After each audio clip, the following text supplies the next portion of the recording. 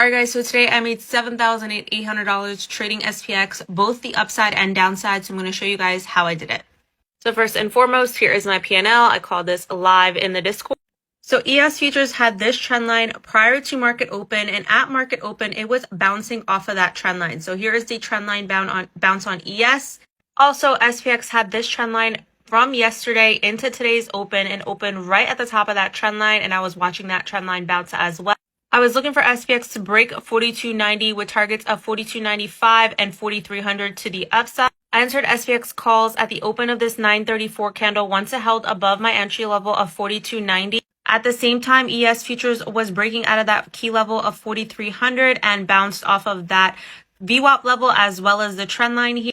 I exited some of my position at 938 once it cleared my first profit target of 4295. I exited the rest of my position at 941 once it was approaching the 4300, which was my second profit target on this play. If we look at the same time, ES futures was approaching 4305, which was a previous day's high. It was the weekly high here on ES futures, so I was comfortable exiting my entire position on SPX. At the same time, if we look at ES futures volume was overall declining on the upside, which could potentially signify a reversal or rejection. You can see that once volume declined, it ended up picking back up once ES rejected that 4305 and SPX rejected that 4300 level, which has been a key level of resistance on SPX futures.